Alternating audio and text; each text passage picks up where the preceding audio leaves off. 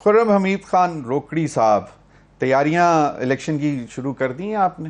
मैं कल आया हूँ जी वापस। अच्छा, मैं तो I was there for 1 week.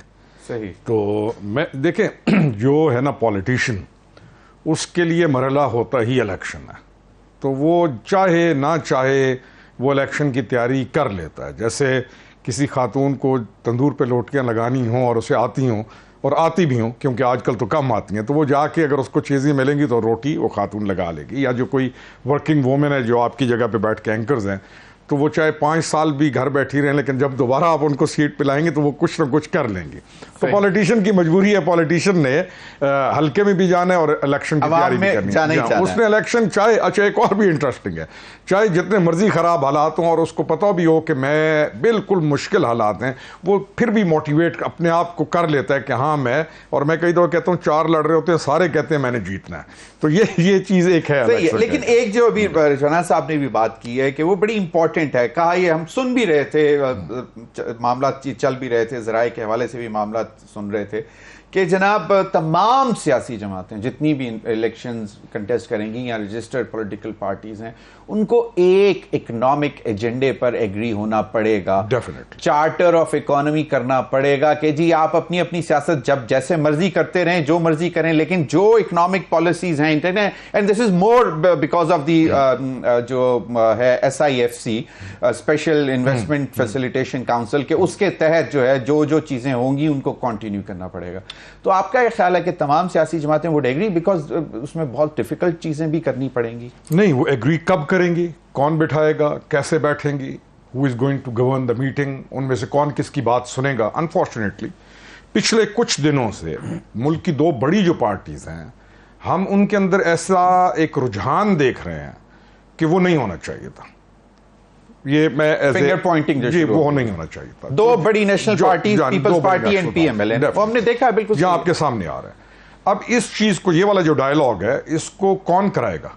इस डायलॉग में वो कौन होगा जो कहेगा कि यहां पर तुम ठीक हो, यहां पर ये ठीक है, और फिर कंसेंसस पे लाके साइन कौन कराएगा? दिस इज द क्वेश्चन मेरा। ये मुझे इस चीज की नहीं, तो इसमें खुर्रम हमीद रोकड़ी इनिशिएटिव ले सकता है, रजवाना साहब इनिशिएटिव ले सकते हैं कि जनाब लेट्स सिट डाउन, ठीक है सियासत अपनी अपनी जगह, लेकिन let's talk about the people of Pakistan, और उसके लिए सबसे ज्यादा जरूरी है consistency in policies, economic policies. जो है ना पॉलिटिकल पार्टीज की जो बड़ी लीडरशिप है, वो सीनियरिटी में इतनी सीनियर हो जाती है कि उन तक कुछ लोग पहुंच सकते हैं, उन तक सारे नहीं पहुंच सकते। और वो जो कुछ लोग उन तक पहुंचते हैं, वो क्या कहते हैं, क्या जहन बनाते हैं, ये अहम चीज़ होती है। और क्या उन तक रसाई बाकियों की होती है? नहीं होती। तो इनिशिएटिव मेरा लेना, रजवाना साहब तो बहुत सीनियर पॉलिटिशियन है, और इनका लेना तो मैं तो इनका वैसे भी भतीजे लगते हैं आप, भतीजा भी हूं, और इनका इनिशिएटिव मैं समझता हूं मैटर करता है, इनका कहना। लेकिन ओवरऑल ये काम बहुत मुश्किल है, बहुत मुश्किल है। पॉलिटिशियंस, सीनियर पॉलिटिशियंस भी, मैं उस नसरुल्लाह खान थे, नवाबजादा साहब, रजवाना साहब की एक अपनी हैसियत है अपनी पार्टी में, तो चीजें डिफिकल्ट हैं, आसान नहीं है, इतनी आसान नहीं है। बिल्कुल। नवाब तैमूर तालपुर साहब, आपको क्या लगता है कि इस चीज पे एग्री कर जाना चाहिए कि चलें ठीक है सियासत अपनी अपनी, लेकिन यह है कि कम से कम एक चीज पे एग्री कर जाएं, और आप लोग इकट्ठे ही बैठे हुए थे 12-13 जमातें जब ये स्पेशल इन्वेस्टमेंट फैसिलिटेशन काउंसिल बना, और उसके तहत जो है बहुत सारे सेक्टर्स आइडेंटिफाई हुए और उसमें कंसिस्टेंसी लाने की बात हुई पॉलिसीज के लिए। यकीनन चार्टर ऑफ इकोनॉमी इंपॉर्टेंट है, रोकड़ी साहब के हैं, फियर्स हैं, लेकिन होप है, अल्लाह करे सब बैठ जाएं। नई जमातें भी आ रही हैं इस दफ़ा, एक IPP इस्तेहकाम पाकिस्तान पार्टी, जिसके रिप्रेजेंटेटिव रोकड़ी साहब हमारे साथ बैठे में, फिर एक KP में से भी उठी, परवेज खटक साहब ने बनवाई, पाकिस्तान तहरीक-ए-इंसाफ पार्लियामेंटेरियंस। अब एक नई पार्टी का भी नाम अभी तक तो नाम नहीं आया, सुन रहे हैं कि जिसमें जो शाहिद खाकान अब्बासी, मिफ्ताह इस्माइल और मुस्तफ़ा खोकर लीड करेंगे। तो क्या शाहिद खाकान अब्बासी आपके साबिक वजीर आजम रह चुकी हैं, तो कुछ हो सकता है इलेक्टेबल्स उनके साथ चले भी जाएं? तो आपको क्या लगता है ऐसे, क्योंकि कुछ डिविजन्स तो थी उस वक्त भी थी जब वो प्राइम मिनिस्टर बने थे। अब वो इंटरेस्टिंग पार्टी है वैसे, interesting party, mix of People's party and PML. Interesting party, यानी उसके अंदर उनका जो एक स्लोगन है तो वो अट्रैक्ट कर सकता है।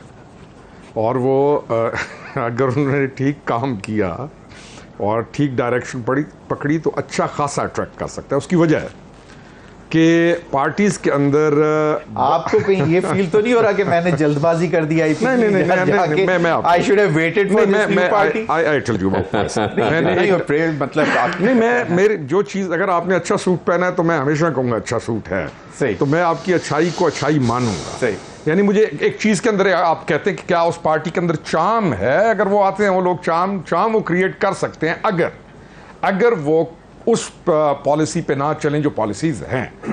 वो क्या है कि अगर वो बिल्कुल फेयर चलें, जिसमें मौरूसी सबसे ज्यादा बड़ा सवाल है, सबसे बड़ा उनको जो एज जा सकता है और जिस चीज को वो पॉजिटिव एक्सप्लॉइट कर सकते हैं, वो पॉइंट ही वही है। आप बोल देना पॉइंट, मैंने तो बोला मौरूसी सियासत का पॉइंट है। और जो कन्वेंशनल पॉलिटिक्स आ रही है पार्टीज की, जो लोग उनमें हैं, अब उन कन्वेंशनल पॉलिटिक्स में क्या है, 25 या 30 आदमी उनकी जगह बन चुकी है and they are like this. अब उन पार्टीज के अंदर बाकियों की जगह इज ऑलमोस्ट पॉसिबल नहीं है। तो जब जगह पॉसिबल ना हो और एक जमूद का शिकार हो जाए पार्टी, और विद इन देम कोई लीड ले, ये मेरा अपना एनालिसिस है, और वो फेयरली चले, तो उसको आप ऐसे ना समझिए वो यानी मेरी अपनी मतलब यू मीन टू से कि मुस्तफा खोखर के साथ पीपल्स पार्टी के लोग भी आ सकते हैं, और शायद खाकान अब्बासी और मिफ्ता इस्माइल के साथ जो है वो आ सकते हैं, पीएमएलएन के लोग भी आ सकते हैं। So do you think this is an threat to IPP and PTIP? क्योंकि पहली तो जमातें हैं ही हैं, लेकिन ये तो एक तीसरी नई जमात अभी तक रजिस्टर्ड तो नहीं हुई मेरे ख्याल में। लेकिन और उसके पास टाइम कितना है वैसे? अभी नहीं हो सकता इस इलेक्शन के अंदर ये ना कर सके, नेक्स्ट इलेक्शन तक जाएं। अच्छा, यानी ये जिस पैटर्न पे वो चल रहे हैं इस इलेक्शन तक तो नजर नहीं आते, पहली चीज तो ये। लेकिन इस पैटर्न पे वो चल रहे हैं, वो चलते रहे और वो इसके अंदर ठीक रहे, नेक्स्ट इलेक्शन तक वो ठीक ठाक काम कर जाएंगे। सही। रिजवाना साहब, आपको मेरा शायद पहले रिजवाना साहब नहीं है, चलें तैमूर टालपुर साहब, क्योंकि ये तीनों पाकिस्तान के बड़े बड़े कैपिटल्स में, प्रोविंशियल कैपिटल्स में जाके इन्होंने बड़े बड़े सेमिनार किए। मुझे अब वो याद नहीं आ रहा वो टाइटल एक ही था उसका, अगर प्रोड्यूसर साहब मुझे याद करा दें तो वो भी मैं बताता हूँ।